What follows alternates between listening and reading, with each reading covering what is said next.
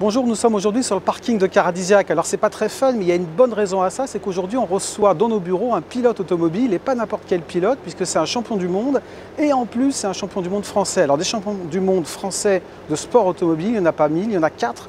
Il y a Prost, il y a Auriol, il y a Loeb, et il y a Yvan Muller. Et bien justement le voilà qui arrive.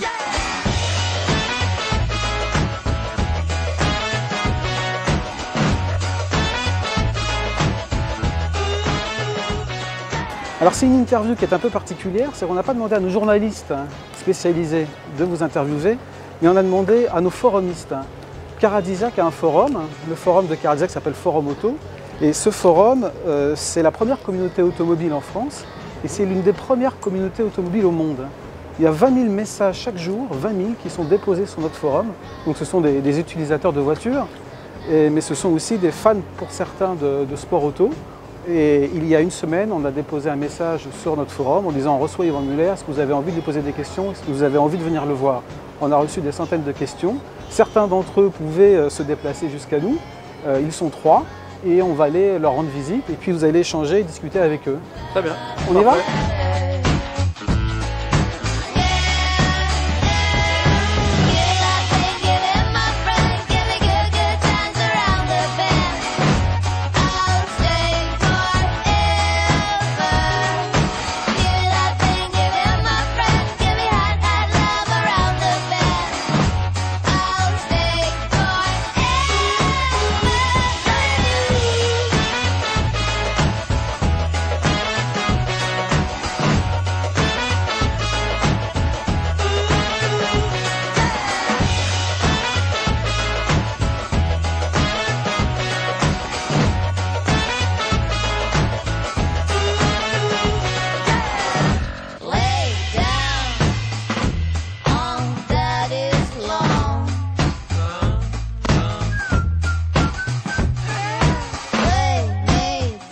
La raison pour laquelle je ne suis plus au trophée depuis 4 ans, c'est tout simplement parce qu'on m'y a banni.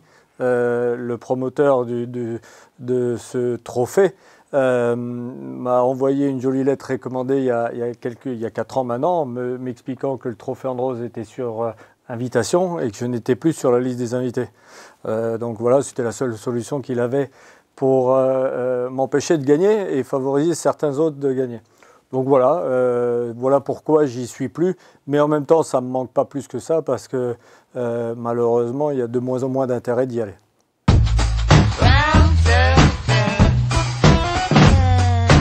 Alors, vous savez, quand on est dans la voiture, il faut rester calme et concentré et surtout pas être excité parce que c'est justement dans l'excitation qu'on fait des erreurs. C'est vrai, honnêtement, bon, forcément il y a un peu plus de contact que par exemple vous pouvez en voir en Formule 1. Et pour cause, nous on a des pare-chocs et pas des ailerons ou des moustaches. Mais c'est pas si dramatique que ça.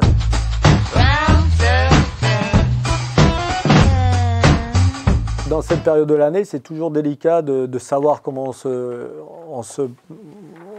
on est dans la hiérarchie, parce que d'abord chacun fait des essais privés un petit peu à droite à gauche, donc on n'a aucun élément de comparaison. Donc on aura plus d'éléments à la première course qui sera le 6 et 7 mars au Brésil à Curitiba. Si je pense que le titre peut être à notre portée, j'ai l'habitude de dire que moi ce que je recherche c'est de faire mon travail le mieux possible et on verra le résultat. Mais néanmoins je pense que la voiture est bonne, l'équipe est bonne. J'ai 2 équipiers de qualité et que si on arrive à tous travailler ensemble de la bonne manière en poussant les choses dans le même sens, on peut être optimiste et jouer les 2 titres, celui de pilote comme celui de constructeur.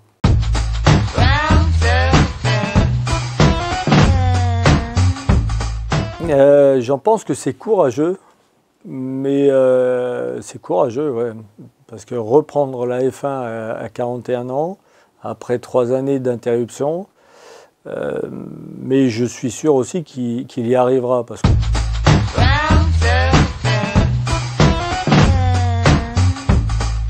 j'en ai eu un paquet, parce que même si j'ai que 40 ans, j'ai commencé ma première année de karting à l'âge de 10 ans. Donc, j'ai fait cette année ma 31e licence, donc il y en a eu quelques-uns. dont Schumacher qui est de ma génération, avec qui on a dû faire la première course l'un contre l'autre à l'âge de 12 ans. Mais il y a eu des Häkkinen, il y a eu des grands noms, et puis des moins connus. Je dirais que dans ma génération en karting, il y en avait un avec qui c'était toujours assez excitant de concourir. C'était un garçon qui s'appelle Andrea Gilardi, qui était certainement le meilleur d'entre nous tous et qui avait été à l'époque d'ailleurs double champion du monde junior. Et puis en voiture, il y a eu plein de pilotes, mais dans ce qui est de plus récent, j'ai beaucoup aimé ma bagarre ces 2 dernières années notamment avec Gabriele Tarquini, qui est un garçon qui a beaucoup d'expérience, qui est intelligent, et un garçon néanmoins très, très sympathique, avec qui on se bagarrait le titre, malgré le fait qu'on était dans la même équipe, ce qui n'est pas facile. Et malgré ça, il y avait un échange d'informations entre l'un et l'autre, et ça se passait très bien. Et même encore à Macao, on a eu un accident tous les deux ensemble. On était tous les deux à l'hôpital ensemble. Et puis voilà, chacun était désolé pour l'autre, alors que le lendemain, on jouait un titre. On aurait peut-être pu mettre un coup de pied de plus pour qu'il ne court pas le lendemain, mais ce n'était pas du tout notre état d'esprit à ce moment-là.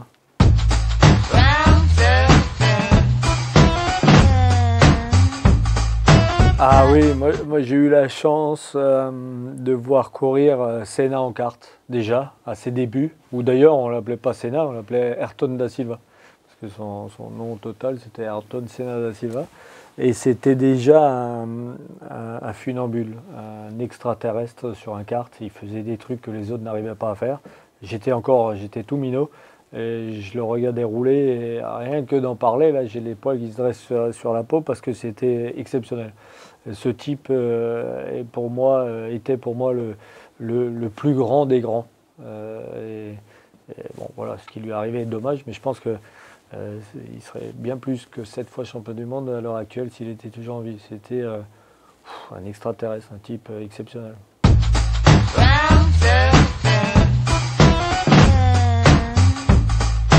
Incontestablement, Macao 2008, mon titre. Parce que Macao 2007, je perds le titre dans le dernier tour où je suis en tête de la course. Il me manque un tour de course et la voiture tombe en panne, alors que j'étais virtuel champion du monde, donc à 6 km du titre. Et là, 2008, c'était la plus mémorable parce que voilà, c'était la délivrance de cette course de 2007, et puis aussi d'une autre anecdote qui remontait à 1984 où j'étais en karting. Un championnat du monde, mon premier championnat du monde que j'ai couru, où j'étais en tête toute la course, et je me fais doubler sur la ligne d'arrivée pour 20 cm. Et je fais vice-champion du monde. Et puis tout ce temps-là, j'avais toujours ça en mémoire. Et enfin, en 2008, je pouvais oublier 84. Il était temps.